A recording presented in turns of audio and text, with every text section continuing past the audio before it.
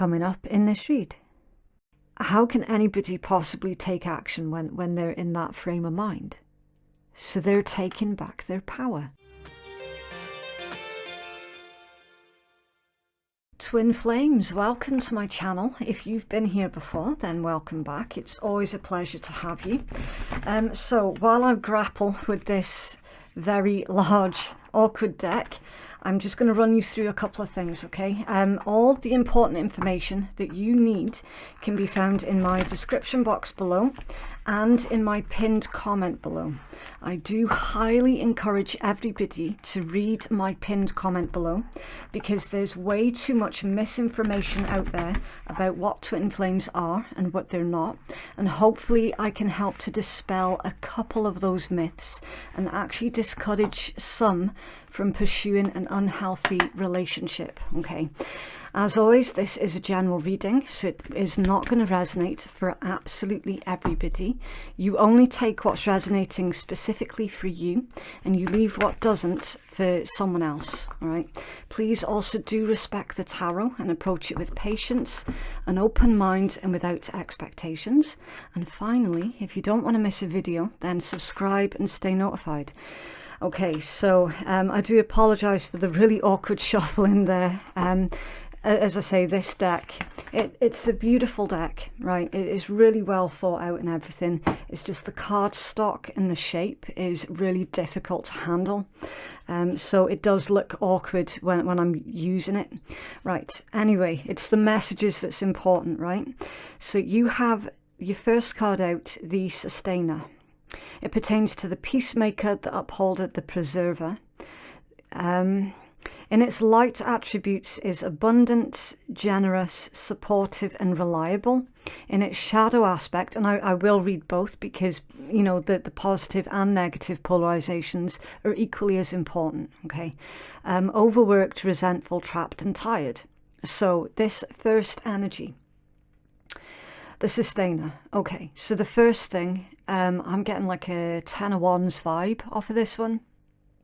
So if you know full well that you're overworking, you do need to slow down. That's the first main message, okay? Some of you have been burning the candle at both ends, as they say, and making yourself exhausted to the point where self-care has become not a priority. So you do need to reprioritize self-care. Remember, everything that you're going through, your twin flame counterpart is going through as well. So, I mean, it stands to reason that the better care you take of yourself, that's you sending love to your twin flame counterpart as well, okay? And it is helping them out too. Abundant, generous, supportive and reliable, the Peacemaker. It's the Peacemaker that's jumping for me. You're not always going to be able to be the Peacemaker, so come to terms with that. There's a strong desire that someone has to fix everything and to fix people in particular. That's not always going to be possible, okay? So you do need to keep it real.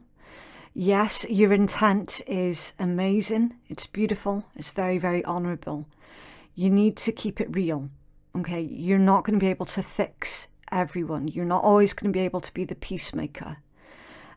So make peace with that, I guess, is the message for that one, okay? Not you, like, you can't control everything, and you definitely cannot, like, you cannot help those who do not want to be helped.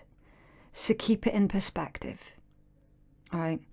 Is the person that you're trying to help or trying to be the Peacemaker for, do they really want help? Or are they one of these that is addicted to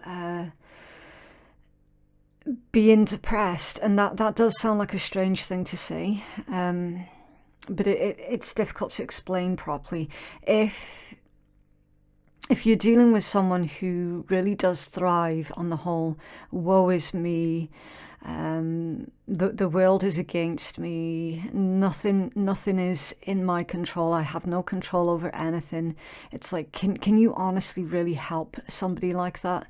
Because clearly, if they don't want to help themselves, is that because they're enjoying being in this woe is me energy? Do you know what I mean?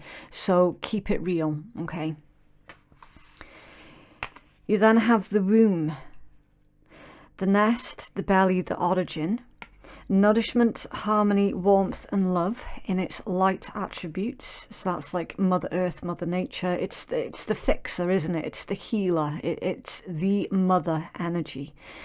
In its shadow aspects is stricken, ecological crisis, infertility and imbalance. So again, I feel that this is really reinforcing that first message that I gave to you about how your desire to help and heal everybody, it's not going to be possible.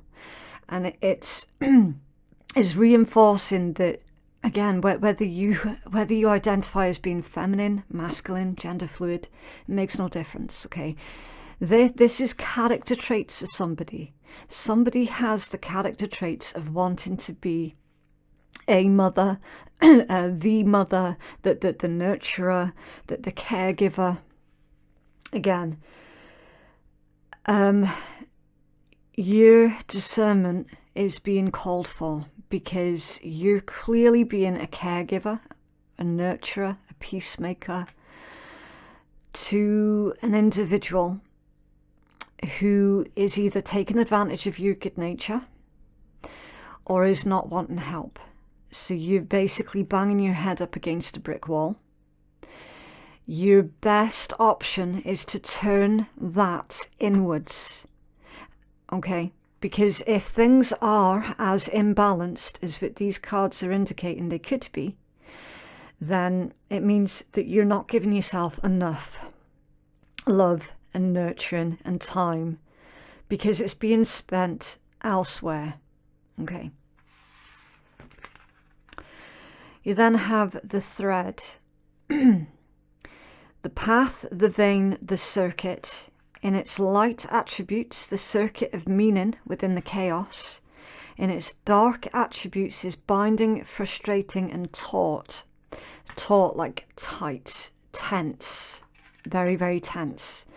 Almost kind of like the devil energy in its shadow aspects. My throat's just gone really, really bizarre. Okay, I'm just going to take a break so I can grab a drink a second. Okay, so with this one, this is all about finding purpose and meaning in your life, right?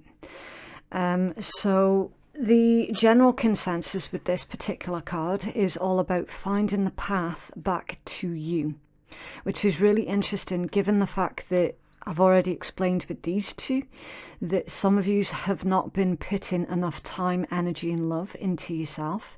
It's always been about others and how you're needing to redirect that intent back to you.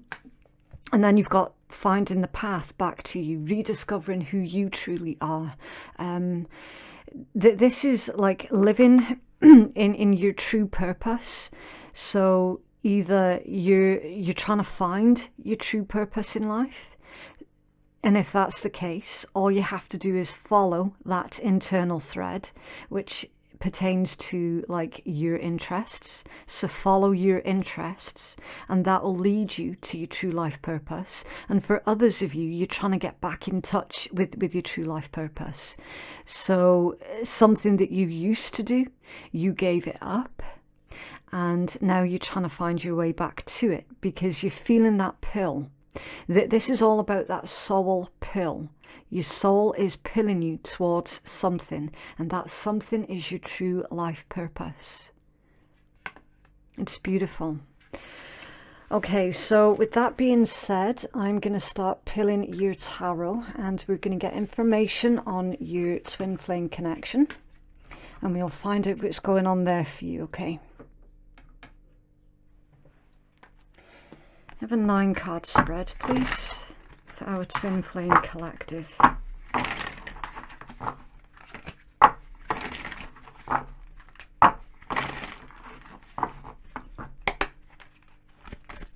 Twin Flame Collective, please.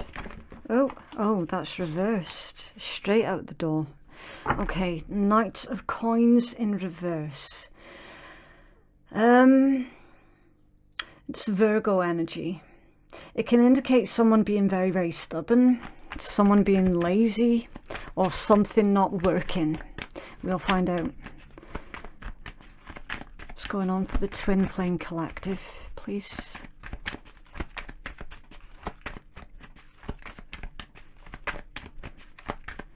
Someone could also be wanting to do something, but finding that they don't have the energy to carry it out. Okay, right, you've got the Moon. That's Pisces energy. Ten of Swords, it's Gemini. What else for the Twin Flame Collective, please? Oh, okay. Top one, right. There is something that's not working here, Twin Flames, definitely. I don't know if that's you or your Twin Flame counterpart. It's like, it could be a relationship. There's either a relationship or a career path that is not working for someone, but they're not feeling energized enough to actually do something about it. It's like the elephant in the room type vibe. The elephant in the room. Someone knows that they have to acknowledge that they're not completely content, that they're not happy, and that they need to do something about it. But it's actually the doing something about it part that someone's struggling with. What else, please? You also have the Three of Wands, that's Aries energy. The Queen of Coins is Capricorn. The King of Coins, Taurus. The King and Queen are obviously a couple. The World, so that's fixed energy. Taurus, Leo, Scorpio, Aquarius. It's ruled by Saturn, so potentially Capricorn energy as well. The King of Wands is Leo. The Magician, Virgo, Gemini. And then at the bottom of the deck, the Ace of Swords, air energy, Gemini, Libra, Aquarius. Okay, but it's under there. The Seven of Cups, Scorpion, Five of Coins, Ace of Coins, okay. Taurus and then Earth, Taurus, Virgo, Capricorn, right. Yeah, that is that same energy that I've just described about how someone knows something needs to change, but it's the doing something about it that is confusing. Seven of Cups, Five of Coins, Ace of Coins. There's a lot of potential here with this Ace of Coins. A lot of potential. You've got Queen of Wands under there as well. Hanged Man, Four of Wands. Ooh, the Devil. Ooh, Four of Wands, the Devil, Eight of Wands. And then the High Priest. Okay. You've got like messages, communication, action with this Eight of Wands coming in towards you, probably from a Capricorn, a Taurus, an Aries, a Pisces,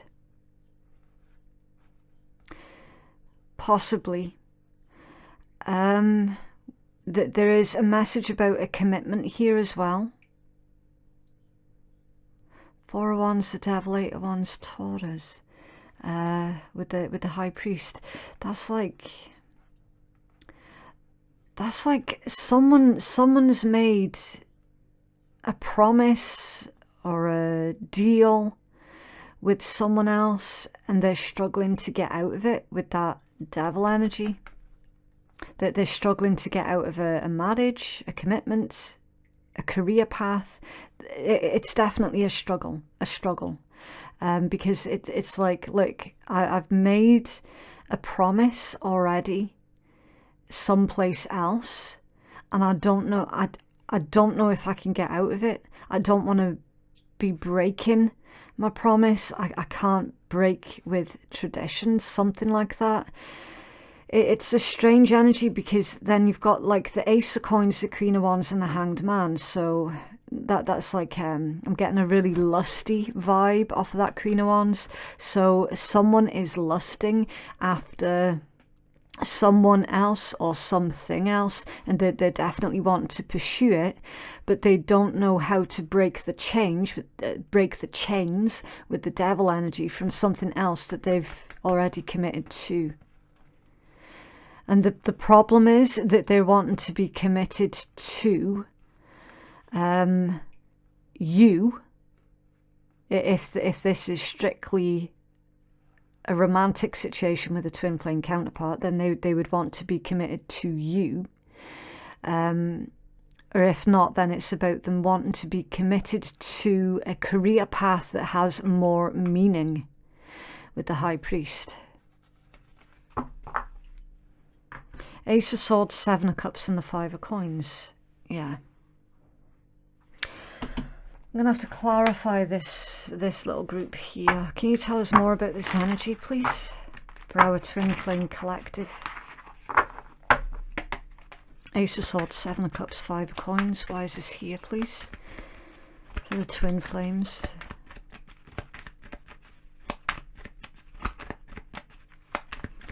I'll tell you, what is this truth about first with the Ace? Okay, Temperance, Ace of Cups, Four of Swords. Yeah.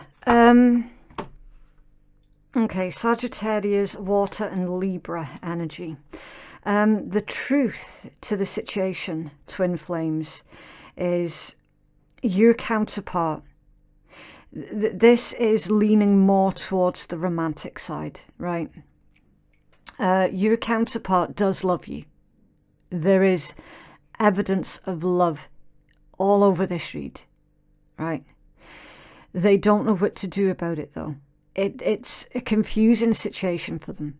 It's not something that they are used to, that like the connection that they feel to you is something that they've never felt before, which stands to reason because it's a twin flame connection. You know, it's not something that comes around often.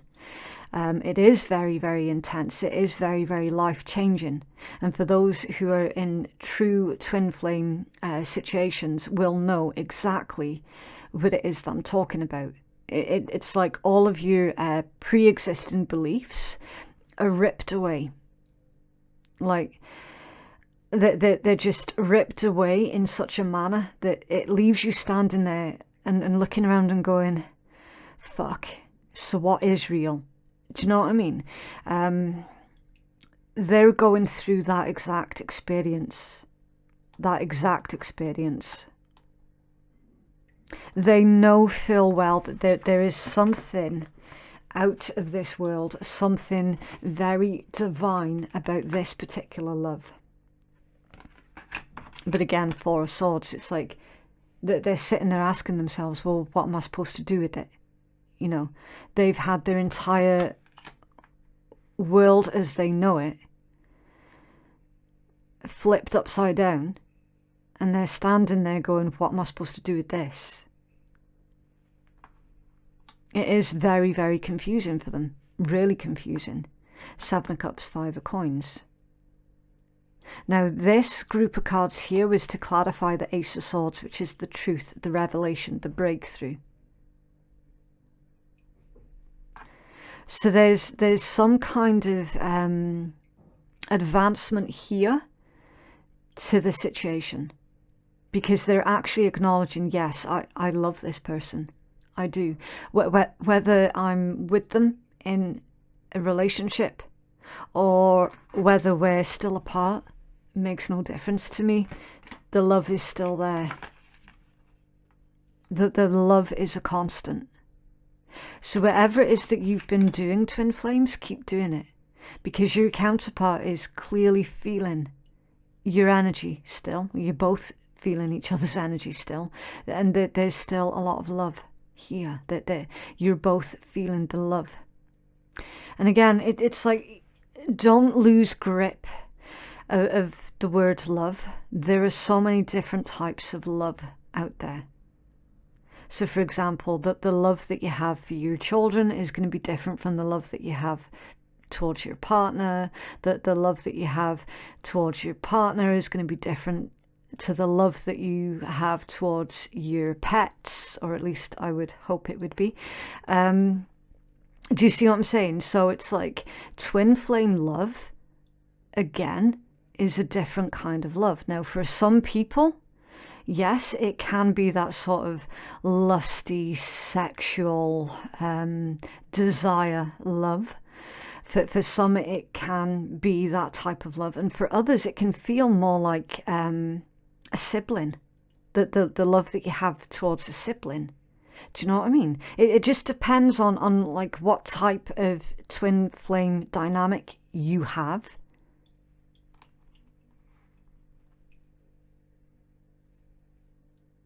That's where your counterpart's getting confused. Because it's that soul recognition love that a lot of the times it does feel like the love that you have for a sibling. And when you think about it, it makes total sense. It makes total sense. That's why they're confused. Well, what is it that I'm supposed to do with this love? Because it's the type of love that they've never experienced before. And that is the constant truth. The constant truth for this connection. Okay, moving on. I'll just leave these ones there so you can see. Right. Right, the Knight of Coins in reverse, the Moon and the Ten of Swords. I do believe that I've already covered that particular energy as soon as they came out. Again, with the Moon, though, I will touch upon the emotions that the Moon brings with it, right? There's also the acknowledgement of the world keeps turning, because it's a card all about cycles, and that you either move with the times or you get left behind, right? Someone feels like they're being left behind, and it's causing a lot of internal upset. The reason why they're feeling that they're being left behind is because of this Knight of Coins in reverse. So perhaps they were being a bit lazy and not doing the work that they were supposed to be doing. You know, the work that twin flame connections pull up, that internal work. Maybe they were very lax and not doing that internal work. And now they feel that they're being left behind. So they're coming to terms with, okay, so again, what is it that I have to do with that? What do I need to do about it? You're then moving into the Three of Wands, the Queen of Coins, and the King of Coins. Now, clearly, these two are a couple. They could be married in the physical world, and like your counterpart could be married or in a long-term commitment with someone else. But if you look at this Three of Wands, you see how the direction of the cards, I'll just lay it down again. You can see the Three of Wands, that the way that it came out, this one has his back turned to these two. Which indicates that whoever it is that's already in a long-term commitment elsewhere isn't really interested in it anymore. And that's the harsh truth, the harsh reality that they're coming to terms with. Don't get me wrong, these two look amazing together. They look great on paper. They get a lot of admiration from the social circle that they mix with. Everybody wants to be like them. Everybody wants to emulate them. On the surface, it looks like they have it made. They have everything, right? But the reality of it is, your counterpart is 1 foot in and 1 foot out of that situation. 100%. With that particular layout, that's someone who is halfway out the door. You're then moving in towards the World, the King of Wands, and the Magician. So again, another cycle card.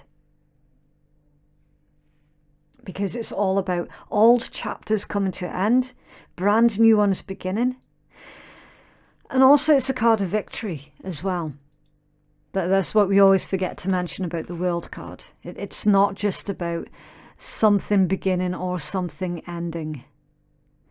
It's a card of victory.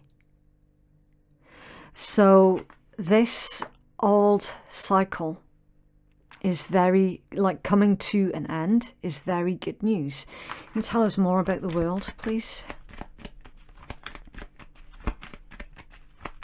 Why is the World here, please? The World can also be about completing a goal or completing a lesson, which, okay, so they want to come out as well, which stands to reason given this information that we've pulled from these three cards here. So your counterpart is completing a lesson that pertains to whatever this long-term relationship or commitment is. And remember, again, for some of you, that could be about your counterpart being stuck in a career that they're not happy with. It doesn't necessarily need to be in a relationship with another person. Okay, so that's why I always say, look, your discernment is required. However it fits for you, that's how it fits, right? The World is clarified with the Queen of Swords, the Seven of Swords, the Three of Wands, and the Moon again, right? So this is old information here with these two, because we've already covered that. And this is new information with the Queen of Swords and the Seven of Swords. So the Queen of Swords is holding the Ace in her hand. So the 7 to the Ace equates to the 8. Someone does feel trapped, because the 8 of Swords can be a mental prison. It can be a physical prison for some of you. It's overthinking. It's overanalyzing. It's overanalyzing to the point that someone has become crippled with fear. Now, that's a turn of phrase that I tend not to use because it's very, very loaded. Really loaded. You know, if someone's crippled with fear, then that within itself brings up 1,000 brand new questions. Well, why would somebody be so stuck to the point that they actually cannot think for themselves anymore? Like, why would that be? What type of person or situation is it that they're actually dealing with for them to be in that mindset of being crippled with fear? Do you know what I mean? Because they're living with a habitual liar is the message that I'm getting with this one. Or again, just to give a nod to those where this is about a career path that somebody was following,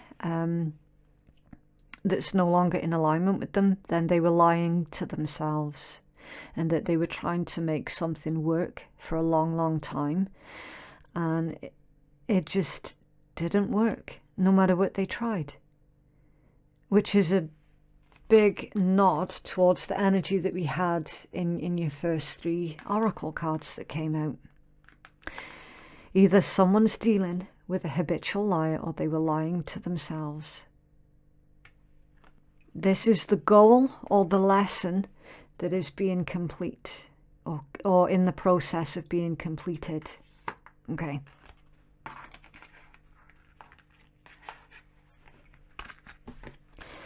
You're then moving into the King of Wands and the Magician. So the King of Wands is the go-getter, and it stands to reason that it would be coming out right next to the Magician, because now this individual is absolutely determined to move past the stage of the Fool. So if you think about the way that tarot works, it's the Fool and then the Magician. So the Fool is the thought, the idea, the inspiration, but it's still a thought.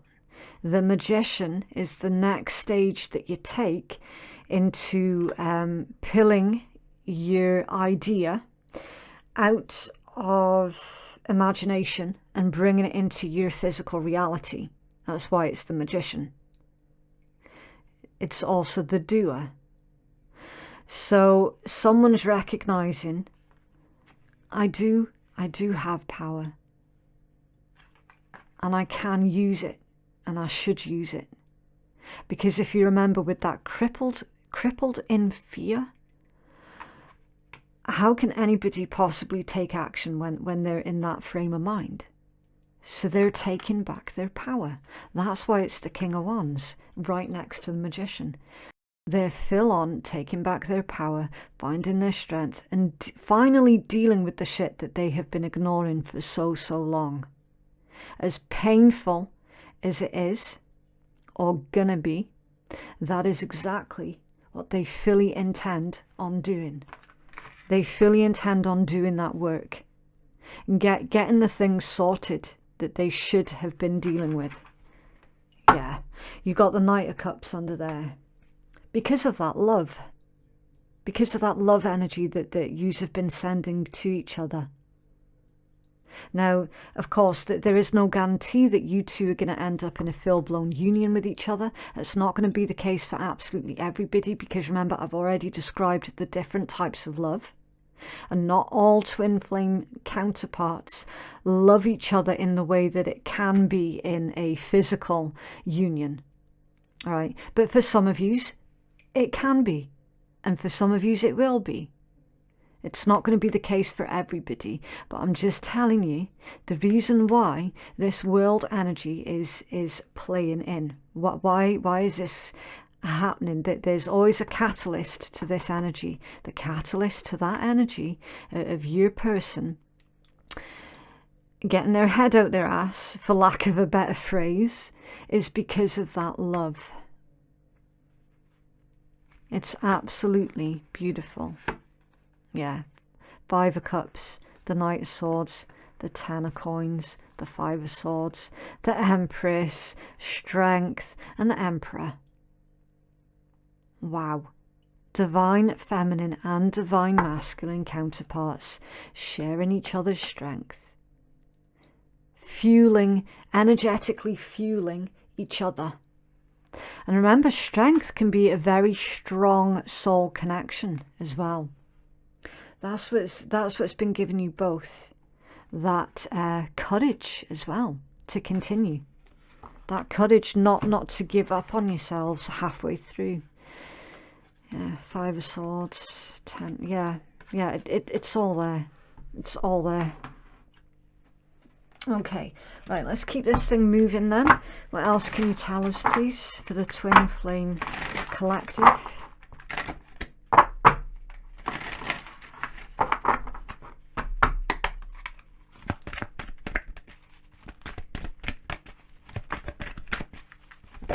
Thank you. Receptive.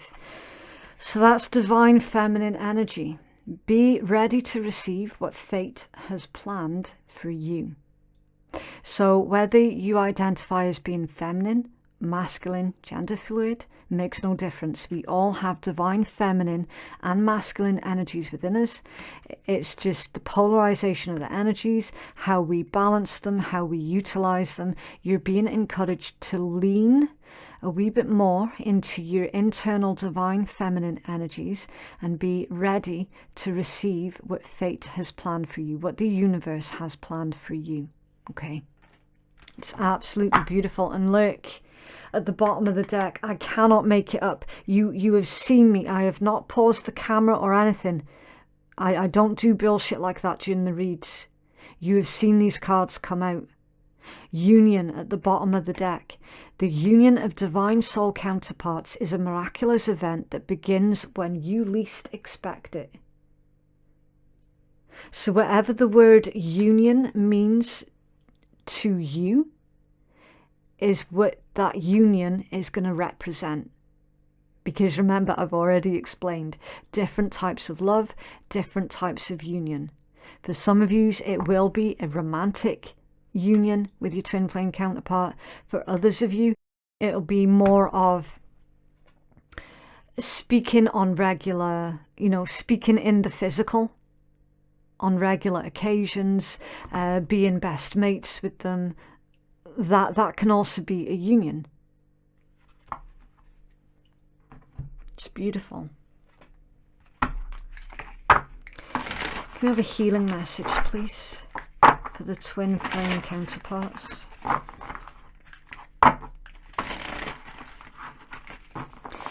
I'm feeling with this particular combination, twin flames, you're going to be receiving a phone call. I'm just looking at this one here again. She's on the phone. She's on the phone. You're going to be receiving a phone call from your counterpart.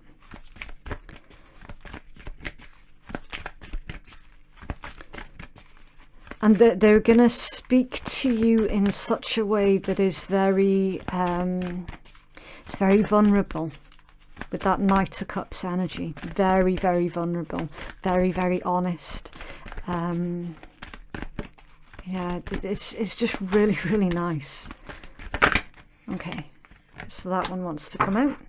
Right, 5th house, passion. 5th house is Leo. Some of you could be a Leo, you could be dealing with a Leo. Number 43, that could mean something to someone. 43, that reduces into a 7. And 7s are all about assessment, contemplation, withdrawal, assessment. It can be changing course as well. Yes, changing course, changing direction. Yes, someone is definitely changing course. That's for definite. So that fits in with that. I'm just trying to think. The 5th house, that's children, creativity, pleasure, romance. It's good fortune. It's the house of joy, sex, showmanship as well. Being in the spotlight. Being in the spotlight. So a lot of you twin flames are going to be in the spotlight. So you could be working in the public eye, in the spotlight, or the month of July, the universe is shining a spotlight on all twin flames, all twin flame souls. You're having the spotlight shone on you, which I feel is the correct message out of the two. Okay, right, let's have a look. Number 43.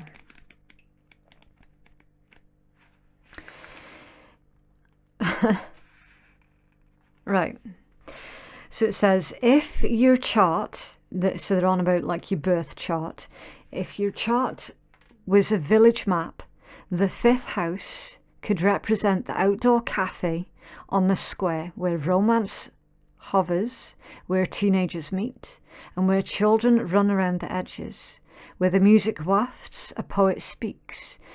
Here, people take risks. The 5th house speaks of our capacity to love in the form of affairs, romance, self-expression, creative processes, investments, and performance. Action. Ponder your loves and longings, whatever activates your heart, and ask yourself what you love enough to share with the whole world. The 5th house asks for you to believe in yourself and put this activated heart into action. Think of what activates the sparkly magic that you feel when your artistic muse plays with you. Remember what stirs the first twinkle in the eye of a new relationship, the luminous quality of the beginnings of a love affair. No matter your age, your inner adolescence sparks your creative process. To nurture that spark, be playful. Grab a spontaneous moment and let your imagination wander. Look for a work culture that encourages playful, creative risk-taking and adventurous collaboration and exploration. This is where the juicy new ideas arise. To form a good foundation for a partnership, do not skip the courtship. Learn how to bring each other joy and come back to renew that spark in the years ahead. The 5th house also speaks of the children of the heart, the arts, and of the body. The desire for a child, a love affair, the first stirrings of a book or sculpture, or the first notes of a song are the sparks for this creation. The 5th house asks for you to take a risk, and you may need to invest in materials and be disciplined to manifest your desires. The challenge: bring your inner adolescence out to play, but watch that it doesn't get stuck in a self-centered place, swept up in the thrill of creation and damned to the consequences. So keeping things real and keeping things in perspective, okay? And the gift: let your light shine, let it be a gift to all of the world. Your instructions are to play, create, love, inspire, and be glorious. Wow.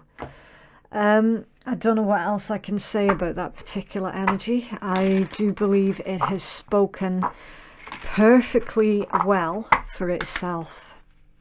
I am going to struggle to elaborate further on that card without literally just repeating everything. Okay, I do believe I dropped those ones, so what I'll do, I'll take the ones that flipped over and we'll put these ones away, and we'll take the one at the bottom as well. So this is the Buddha Wisdom Oracles. We have a deck for the Divine Feminine and a deck for the Divine Masculine. It's completely up to you how you delegate these cards, okay? You might want to take both of these decks messages for yourself, for your internal divine feminine and masculine energies, or you could sit there and go, oh, well, actually, that one sounds more like my person, and that other one sounds more like it's for me. That's absolutely fine. Do it that way as well. It's not my job to tell you what to think or feel. How it resonates for you, that's how it resonates. It can be interchangeable. It's not a problem.